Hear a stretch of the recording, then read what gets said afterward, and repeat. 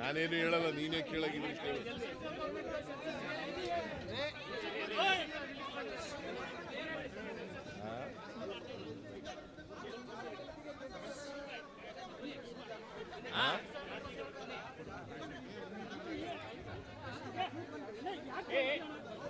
ಸುಮ್ನಿರಪ್ಪ, ಒಂದ್ ನಿಮಿಷ ಹಂಗ್ಯಾಕ್ ಮಾಡ್ತೀರಿ?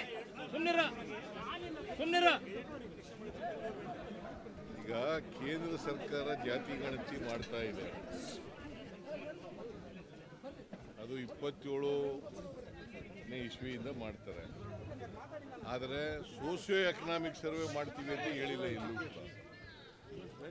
ಸೋಷಿಯೋ ಎಜುಕೇಷನಲ್ ಸರ್ವೆ ಮಾಡ್ತೀವಿ ಅಂತ ಎಲ್ಲೂ ಹೇಳಿಲ್ಲ.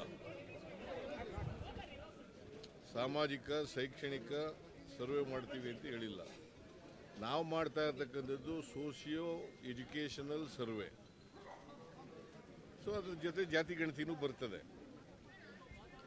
ಸೊ ಅದರಿಂದ ಕೇಂದ್ರ ಸರ್ಕಾರ ಮಾಡೋದು ಜಾತಿ ಗಣತಿ ಅಷ್ಟೇ, ನಾವು ಮಾಡೋದು ಸಾಮಾಜಿಕ ಶೈಕ್ಷಣಿಕ ಮತ್ತು ಜಾತಿ ಗಣತಿ.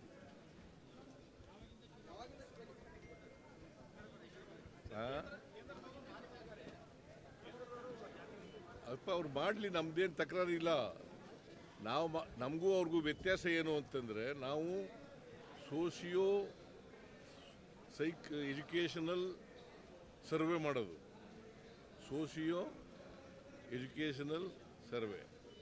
ಸೊ ಯಾಕೆಂದರೆ ಸಾಮಾಜಿಕ ನ್ಯಾಯ ಮಾಡಬೇಕಾದ್ರೆ ನಾವು ಅವ್ರಿಗೆ ಸೋಷಿಯೋ ಎಜುಕೇಷನಲ್ ಆ್ಯಂಡ್ ಎಕನಾಮಿಕ್ಸ್ ಪರಿಸ್ಥಿತಿ ಗೊತ್ತಿರಬೇಕು. ಗೊತ್ತಿಲ್ಲದೆ ಹೋದರೆ ಸೋಷಿಯಲ್ ಜಸ್ಟಿಸ್ ಮಾಡೋದು ಕಷ್ಟ ಆಗ್ತದೆ. ಅದಕ್ಕೋಸ್ಕರವೇ ಈ ಸರ್ವೆಯನ್ನು ನಾವು ಮಾಡ್ತಾ ಇದ್ದೀವಿ.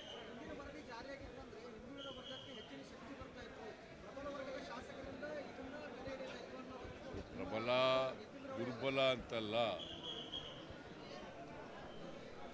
ದುರ್ಬಲರು ಆಕ್ಷೇಪಣೆ ವ್ಯಕ್ತ ಮಾಡಿದ್ದಾರೆ, ಪ್ರಬಲರು ಆಕ್ಷೇಪಣೆ ವ್ಯಕ್ತ ಮಾಡಿದ್ದಾರೆ.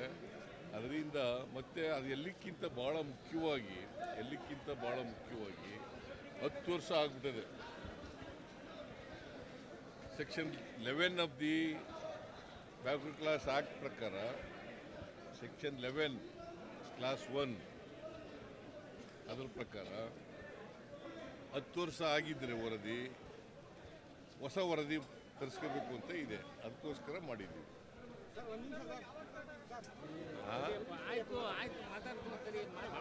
ನಾನು ಆಗಲೇ ಹೇಳಿದ್ದೀನಿ, backward class permanent backward class ಕಮಿಷನ್ಗೆ ಕೂಡಲೇ ಮಾಡಬೇಕು.